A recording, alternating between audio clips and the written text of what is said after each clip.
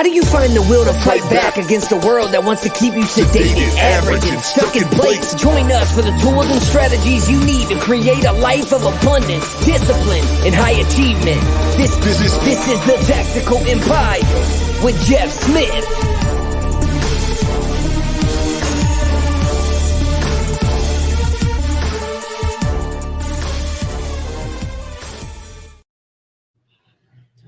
Welcome to another edition of the Tactical Empire. I am joined by Sean Ryder today. What's up, man? How are you? Thanks for having me back. It's becoming a weekly thing, isn't it? Yes. We're rolling. We're a couple months deep into this rhythm with these podcasts, and it's thoroughly enjoyable, man. Yeah, I enjoy the format better than most guests. So the guests will have to be really strategic from here on out. Yeah. What do they say? What do they say? You have to make it to 20 podcasts and then you're in the top like 1% or 5% of podcasts in the world. It's not that hard. It just takes a little effort. Something like that. We're I think over 100 at this point. Yeah. I was trying to figure it out this weekend, but we've got some like lost episodes. And if you go to different places like YouTube and shit like that, I've got different downloads on YouTube than I do even on like Apple Podcasts and stuff like that. So it's hard to figure it out, but we're somewhere around 100. Awesome.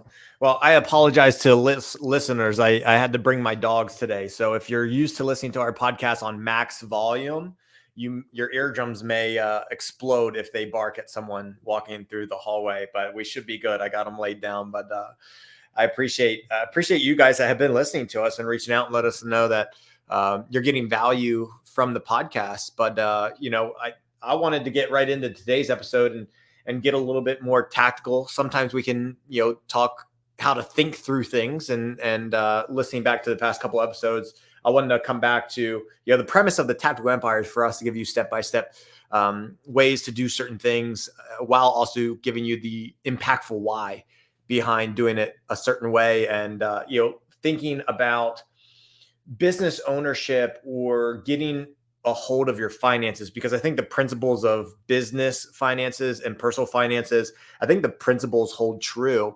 So I wanted to get super tactical today with people in regards to a money management method that a lot's not the right words, but the people that we work with implement, and that's Profit First, which was coined by Mike Michalowicz, just a money management system.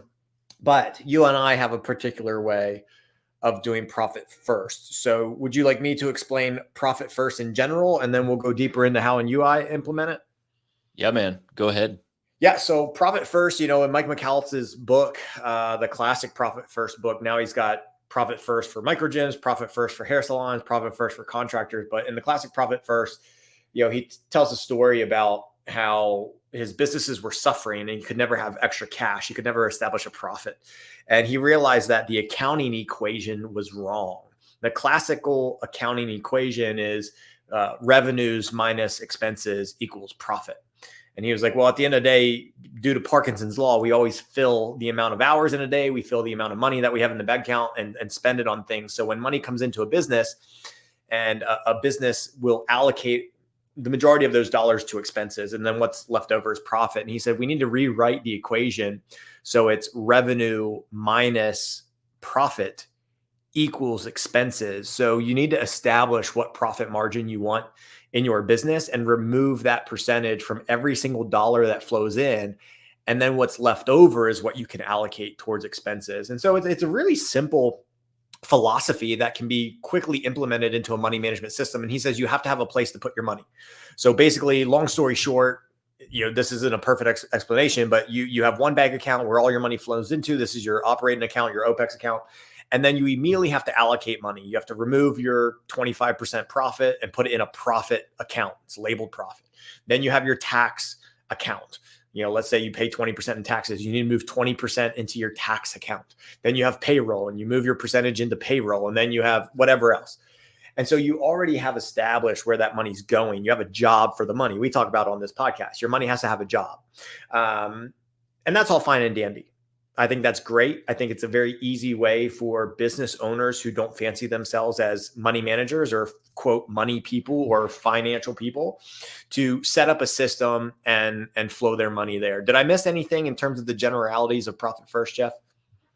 No, it's a really simple system, honestly. Yeah. It gets a lot more complex when you do. It's only certain businesses are really like primed to use it. I think it's a good method for getting a handle on your finances, especially if you're a top line accountant like I was when I was early on in my entrepreneurial career. I think most people kind of come in to that same mindset of where in top line accounting it just means that you have $20,000 in the checking account and that's what you perceive you have to be spending on the business. But most Mm. of it is actually already spent in business Mm. uh, before you even get it to come in. So no, I don't have a ton to add there for sure. Yeah. Again, I'm just trying to broad stroke a few things. And then in general, right, most businesses are paying taxes monthly, quarterly, or annually. I prefer the annual method based on how we implement Profit First, which we'll get to. But, long story short, let's say you pay your taxes quarterly. What you'll do is every quarter, you already have your tax money. So you just take the money from the tax account and you pay your taxes. Then with profit, it says that, you're paying yourself through your business for the work that you do. Then the profit is what's left over. So as an owner, you have rights to that profit. The traditional, lesson or rule of thumb in Profit First is every quarter, you will pay yourself 50% of what's left in your profit account. And so there's 4 quarters in a year. So every 3 months, you're going to be paying yourself 50% of what's in there. And then the rest just sits there. And again, without going into details, you can do whatever you want with it, either throughout the year or at the end of the year, you can bonus yourself. But working with plenty of business owners who don't fancy themselves money people, or they have a very rudimentary or elementary level of money. And that's not a diss statement. It's many of us. It was me at some point, right? We all have basic personal financial knowledge. But the issue is too many people stay right there at the elementary level, and that cash in the bank account makes them feel secure, and they believe that it's the only place that they can keep money safe. And so, and they've been told about these rainy day funds and these emergency funds, and they should have 3 months, 6 months, 12 months of expenses, more. I just need more. How much money do you need in a bank? I just need more. And then I'll sleep better at night. But as you mature and become more consistent in growing your business, and your business becomes steady and you can see the trends, and yeah, business isn't linear, but you can get a grasp on what your expenses are and how you can be nimble and move from a financial perspective within, a 30, 60 or 90 day span. And I think COVID proved, even in, the gym industry that we're both in, that we didn't go to zero overnight, even though our business is literally shut down. No one could step foot in them. And so as a small business, you can be very, very nimble and adjust. I think classic Profit First misses the mark on wealth generation. And how can you have the savings, the security, the safety, the protection while setting yourself up for long-term financial wealth success? Whether that is internal inside of your business or external for your personal life. Again, these are not mutually exclusive. If you own a business, they're going to be one and the same in my eyes.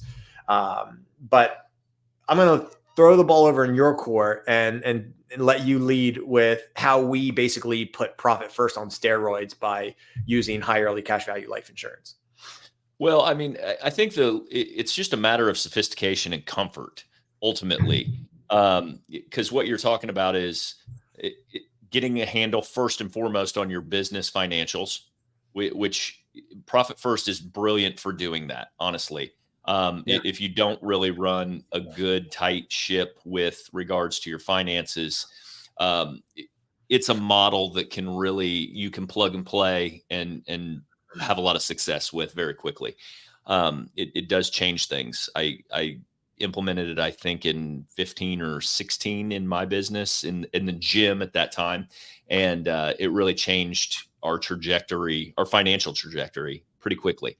And, but from a level of sophistication that we kind of implemented was, okay, so you need to know how much reserves you need, right? And capital reserves. And every industry is different. It's based on what industry you're in, how much money you need. You need some sort of monthly operating expenses, and there's different ways to go about doing it.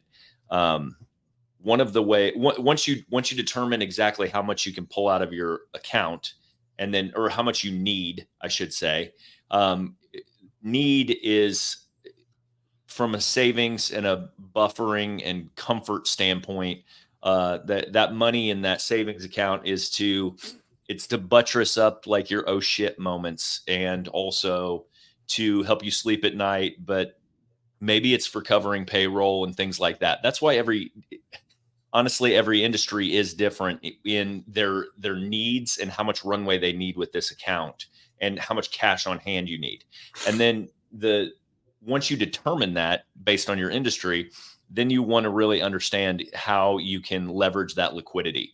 And does it necessarily need to be cash sitting in your bank account, or can it be simple lines of credit? Because the thing that business owners have access to that many of them overlook is there's collateralized lines of credit you can run, big ones, and with big funds. So if you like having a big savings account in your business, one way to do it is to look for these collateralized lines of credit. Meaning, like if I have $200,000 in my bank account for my business, instead of pulling it out, you can go ahead and put it into a index fund or a money market account type thing where it's invested.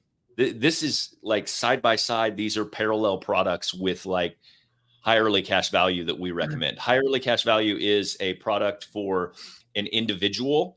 And then what I'm describing with these lines of credit they work very, very similarly, except the money stays in kind of a money market and investment account. It gets invested in the stock exchange, obviously, and stocks, but it's earning you interest while you're able to pull a line of credit against it at the same time. And the big banks do these. Goldman Sachs and things like that run these lines.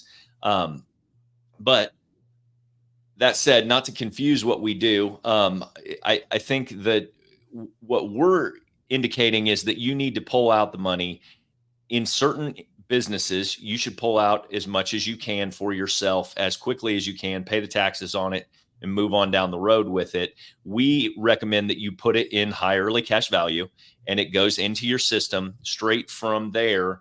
And then you have the access to the capital reserves that you need, and you can make loans to your business from there as well. And so things like your quarterly tax distributions, your yearly tax distributions that you're doing, you can put those into policies actually and invest them for the year upcoming before the tax bill is due. So like, let's say for simple numbers, you've got a $10,000 tax bill or $100,000 tax bill, and you invest $100,000 into your high early cash value policy to sit there until your taxes are due. So you pulled that money out of the business. Instead of leaving it in the tax account like you were talking about previously, you go ahead and build yourself a bank through your family's life insurance policies, and you earn 6.5% on that $100,000 while it sits there, obviously. But then when it's time to pay the taxes, you take the loan out and you use your bank, your high early cash value bank, to pay the taxes. And then throughout the remainder of the next year, your business pays back the loan. Mm-hmm. And that could be an interest-free loan, or it could be a loan with interest, however you want to write it and however your accountant is comfortable doing it. Both are legal. Both can be done, obviously, at any point in time. But what this allows you to do, and you still make the arbitrage on the money. So you're still earning 1% on that money while it's loaned out. So essentially, if you're in real estate or any other business, like usually somewhere along the lines, your money is held in escrow, and ultimately you're becoming the escrow. And that's what you're doing. The Bank of Sean Ryder is becoming the escrow for your businesses and for your family. And so you're lending that money out while earning the percentage of interest on that hold.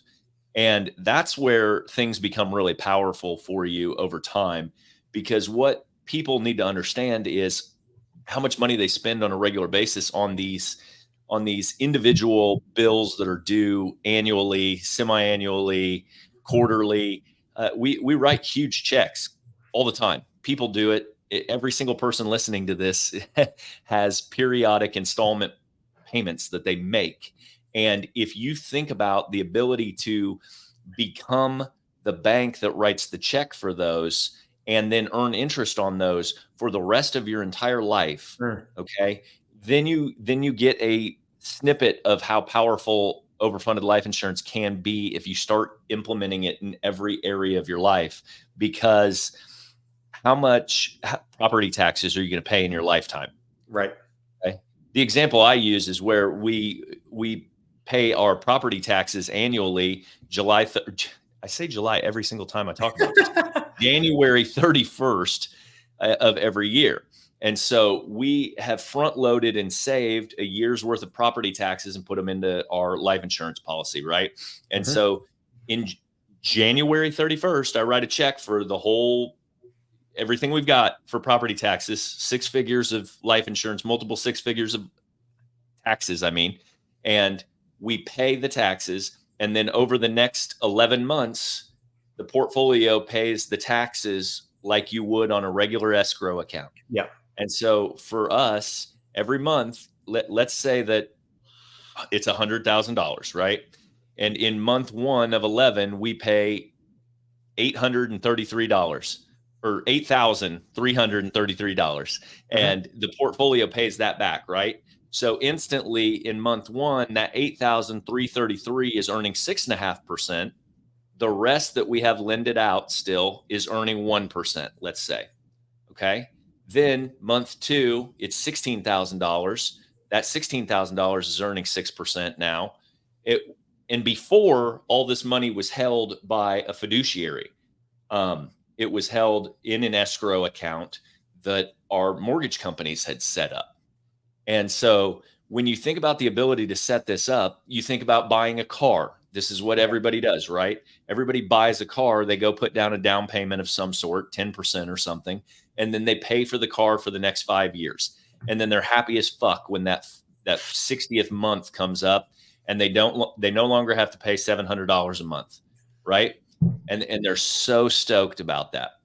Now, if you can just be diligent enough to create a policy that front loads maybe $50,000 and it's your automobile account, then you can do this over your lifetime of, let's say, 60 years of driving, right? And you're able to make the interest payments and you're earning that yourself. So every $700 payment goes into your bank and you make interest on that money uninterrupted forever. And so those are just 2 simple examples, your property taxes and your automobiles. And those are things that everybody has, non-business owners, business owners. I probably deviated way the fuck off where you wanted to go with this because we were talking profit first, but I think that's an important lesson for people to really understand on a macro level, like just how much money we're actually talking about. Because most people are like, pucker factor to save $10,000 a year into these accounts. But if you actually talk to them and you dig into their financials, they're spending $150,000 a year on shit. And so if you say, hey, are $70,000 of those fixed expenses that you know are coming, like your mortgage, your taxes, payroll taxes, property taxes, quarterly taxes on your business, business estimated taxes. If you think about that and you think about how much you pay over time in those over your entire career or lifespan of your consumerism, like it's a tremendous amount of money. And then you can really understand how much you can actually carve off. Yeah. Because ultimately the goal when you start making any money at all is to keep as much of it as you possibly can legally. Boom. Yeah, there's a couple principles that I want to throw out there for people so they don't get confused on it. Is like, look, even if you run classic profit first, yes, it's teaching you how to save this money separately so it's there when you need it. Because a lot of business owners, they do bank balance accounting. They see 20 grand, they think they have 20 grand, but already half of that's allocated to taxes that are coming up in the next 30 days. And so they go buy something nice and shiny, that money's gone, then the tax bill comes and they're SOL. So it's fine. The classic version is fine. But what we want to do is teach people how to build wealth at the same time. And some principles that we teach in the Tactical Empire to do that is, one, you have to create your own system. Yes, your name is on that bank account that's holding your tax account or your profit account, but you don't own the bank. So Jeff used some terms there, and he's like, you got to put your money in your bank. Well, for those of you that haven't followed our stuff or haven't heard about infinite banking, like, we call our life insurance policies, which is a contract with a life insurance company. We own that contract. We're a party of that legal contract. We call that our bank. This is our warehouse of wealth. And Jeff said it there, and we talk the same language. We just use different words sometimes. And it's like, when I want to build wealth, this money's flowing into my life. So I need to protect that money in my system. So the life insurance policy is your system. I'm going to protect it there. But here's the kicker. I'm not protecting it in a place that isn't giving me any benefits. These life insurance policies are giving me a guaranteed rate of interest returned plus dividends, which are the profits of the life insurance company. And I'm getting death benefit protection. And yes, all this is growing tax-free. There's so many benefits, but those are the general ones that people want to hear. It's protecting. It cannot go down in value. It's only going to go up in value. And God forbid, if the worst happens, my family's taken care of. Fine. And it's tax-free. Great. Awesome. So we're going to protect it. It's going to grow. The principle there is it's going to grow uninterrupted, compounded, because going back to what Jeff said, how much money are you spending or sending somewhere else after it comes into your life? And we've said this on other podcasts, but let's reiterate it. Every time you send $1 away, whether it's a tax bill expense, car payment expense, payroll expense, buying a new piece of equipment expense, every time that dollar leaves your system, leaves your hands, it's gone forever. So we actually don't want to use our money when we're doing that. Because if we receive $1, then we give 90 cents of it away. We only have 10 to play with. And that's literally the slow way to building wealth. So good job. You're going to get there in 60 years, but we're going to streamline it and do it faster because we're going to try and use as much of that dollar as possible. And again, I don't want to blow people's minds and be like, every dollar of income you're going to want to put into the system, because then they just go, their head explodes and they go batshit crazy. So, but we're going to put as much dollar into the life insurance. So it's going to grow uninterrupted, compounding for the rest of my life. The other side of that, like we said, is we don't want these dollars to disappear. So we're going to use leverage. And leverage is just loans, financing, debt. And as soon as you start talking that language, people get freaked out. So going back to what we were saying earlier, you probably lost people when you said, I'm going to take a loan against these policies, because now they're like, well, my business is debt free and I've worked really hard to be debt free in my personal life. So why would I take a loan against my own money? Why would I pay interest when I could just pay cash and save that? Ladies and gentlemen, we've said it a million times. Your money's growing, let's say at 6.1% inside these policies, you're going to borrow at 5.5%. You're already winning from a math perspective. That's what Jeff meant when he said financial arbitrage. Your $10,000, $50,000, $100,000, use whatever number you want, is growing at 6.1%. You're going to borrow a percentage of that, a smaller number, and it's going to accrue interest at 5.5%. Now, don't think traditionally. This is not, in an ideal world, this is not a loan that's going to be outstanding for 5 years. This is not going to be a loan that's on the books for 30 years. It can be, because you're winning financially. You're in control of the loan. But we're talking about infinite banking. We're talking about the velocity of money. And this is where we go from elementary school to PhD. You really don't need a PhD, but maybe college degree. We could teach this to college kids if we had enough time. The velocity of money. As more money comes into your life, your business makes sales, you're funneling all the extra money back into this loan. So every dollar I pay back today is saving me accruing interest and is another dollar I can borrow tomorrow. Because if I pay $1 to my mortgage company, I can't easily get that dollar back. But if I pay $1 back to my own system, I can get that dollar tomorrow. That's what's key. That's what's most important there for retaining control of our system. And so people get worried about the first year. We talked about getting a year ahead. If you have 20 grand and that's what you pay taxes on inside your business, dump 20, take a year, don't pay your quarterlies, take a year, shove that 20 grand into a life insurance policy and then pay your tax bill. And they get worried about that, right? So get past the debt thought, because I just talked about financial arbitrage. Take year 2. And just like Jeff said, every month that you would set money aside to put into a tax bank account that you're not in control of, you're now going to take that money and put it back into your policy and pay down that policy loan. You're going to do that for a year. So now your loan's paid off. Your tax bill comes, you're going to pull another loan. Okay. Now, ladies and gentlemen, don't get worried about year 1. Think 10 years from now. If you paid $20,000 a year in taxes for 10 years, that is $200,000 in taxes. But if you took 1 year to set aside 20 grand in a life insurance policy, now you don't have to be on the hook for $20,000 a year after that. There's millions of ways to structure these, but just to explain to people, let's say you do 20 grand in year 1, but you do 2 grand in year 2. You do have to come up with that extra 2 grand to pay that premium payment. That's going to add to your cash value. So that's a positive. But let's say 20 grand in year 1, then 9 years of $2,000 payments. So right there over 10 years, you're looking at $38,000 paid towards a life insurance policy, but you never liquidated it. So you can use that same 20 grand from year 1 to pay the next 10 years of taxes. And then let's just say hypothetically at year 10, you close your business.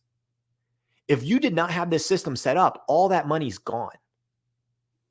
But if you had the system set up, you at least have, in this scenario, 38 grand of cash value that has grown uninterrupted, compounding for 10 years. Now, that's not a shit ton of money, but change the numbers. Maybe you do put 20 grand in it a year for 10 years. Now you got 200 grand with every single year of compounded interest. So now this, ladies and gentlemen, is where we get out of elementary school, our big boy pants on, sit in Professor Smith's freaking classroom and learn why I should not lose sleep over my tax bill in 3 months. I should be thinking 5 years down the road. I should be thinking 10 years down the road. And if you're able to do that, if you're able to think long range, then it makes this decision of setting up this system so much easier. Yes. And shit can happen, guys. Shit can happen. But now you haven't allowed your money to disappear. Jeff.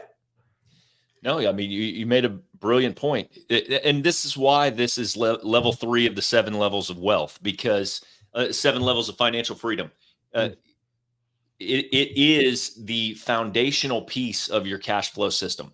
And like you mentioned, I mentioned it too, is everybody's pucker factor on starting the policy and being able to fund it right off the bat and figuring that out.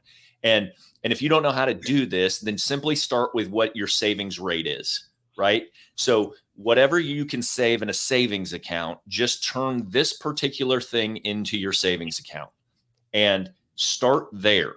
Because then what we can do is we can start broadening and edging out we can start widening the pieces of the pie to like, what's the next that's why, I mean, I'm still a work in progress with this thing. I've been doing this for years, and I still have these aha moments of other ways I can maximize its potential. And so if you can only save a certain amount of money because your savings rate is right here, that's fine. Don't get super complex and start carving out like regular spending things right now. But you'll figure out how to do that over time. But having the system started is where you can create that power, right? So even if you have a fund that you've built to a couple $1,000s, like $10,000, let's say, then you start asking yourself the question, then a one-time expense comes up and it's $6,000, whatever it may be, right? Like, okay, your kid needs braces, something like that. Yep. Like, should I use my account or should I not use my account?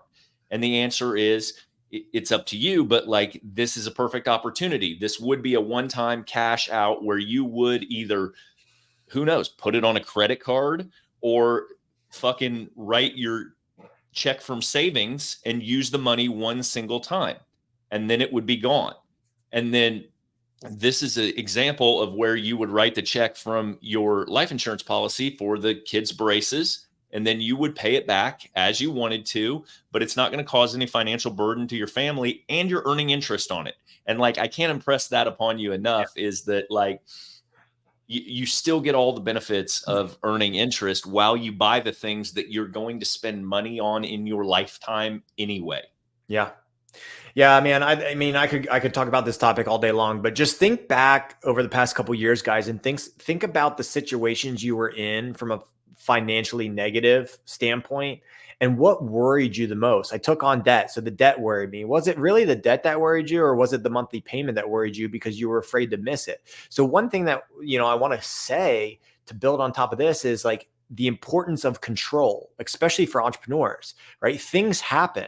We have business backslides, we have emergencies, we have new expenses come in, right? And when that money needs to be had, it needs to come from somewhere, but the money needs to come from somewhere, but you also have to be in control of the payment terms. And that what allows me to sleep well at night, because I believe in myself that I'll be able to add value into the world and I will create money.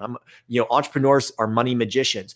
You just need a little bit of time. A lot can change in 90 days. You can create a new system. You can go out there and sell your ass off. You can, whatever it is, 90 days, 180 days, 12 months, 3 years.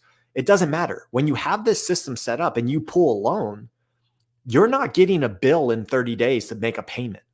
You're in with the right company and the right system. You're in control of the loan. Ladies and gentlemen, I just did this for the past 6 months. I pulled the maximum amount of money out of my life insurance policies via loan to go make an investment. That investment started cash flowing me on day one. I had a plan to come into a financial windfall, come into money in the next couple months. I didn't worry about my outstanding loans. I didn't get a bill in the mail. I didn't log into the app to see the interest accruing. I knew the plan. I was going to take 3, 4, 5, 6 months to come into this windfall via cash out refi. And then I was just going to shove all the money back into the policy. And I executed it. We just wrapped it up on a 6-month timeline. I wasn't trying to figure out where, 5.5% interest with principal payments on X amount of hundreds of thousands of dollars was going to come from over 6 months. I didn't have to worry. It wasn't a hard money loan from someone charging me 15% and I needed to pay points on day one. No, I logged into my phone app, answered 5 questions, had the money 24 hours later, didn't hear a word from the life insurance company at all. And then as soon as I got the windfall, 24 hours later, I paid off all my loans with the accrued interest. It doesn't matter. And I had the money that was I could have said, hey, yeah, the property was cash flowing. So I started shoving money back, right away. I could have done that, but I didn't, because having cash in those accounts early on is what allows me to sleep well at night. Cause I'm probably, especially with a new property, the first couple guests always find the things that are wrong with it. So you got to fix some stuff. Yep. Right. So I needed some cash too.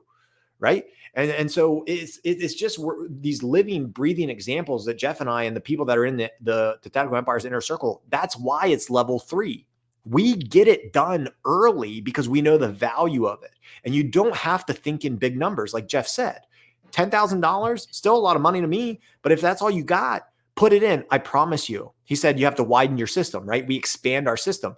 I seriously, I've seen it enough times. In 6 to 12 months, you're going to be starting your second policy, because something's going to happen where you're going to need a little bit of capital, and you're going to text me and you'll be like, hey, I have this little $5,000 expense. Should I use the cash that's in this little emergency fund, or should I use my life insurance? I'm like, well, first of all, we should have put all the money in the life insurance policy, but this is the prime example on why. Now you're learning the lesson, why that money should have been in the life insurance policy to begin with, because then you wouldn't have a choice. You would have already had that extra $5,000 in the bank account in the life insurance policy, earning you money over the past 6 months.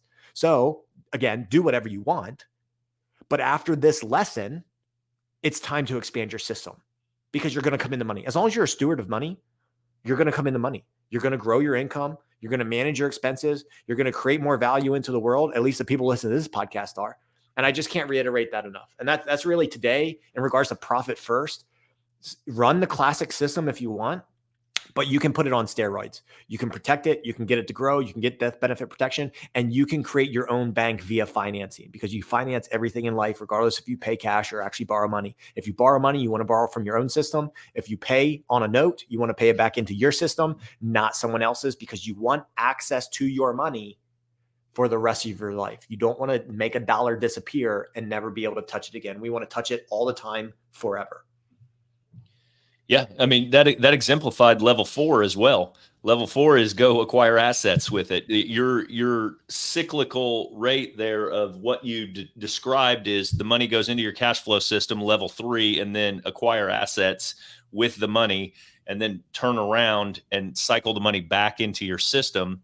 And at the end of the day, Sean has his life insurance refilled and he holds the asset. That's right. And so that is the flywheel we want to create, and we want to just push on as hard as we can, because at the end of the day, if you use the money for a down payment on an apartment complex or a business, or you go buy a laundromat, whatever it is, you go ahead and cycle the money back into your system, and you've got the asset and you've got your cash back. And that is what does not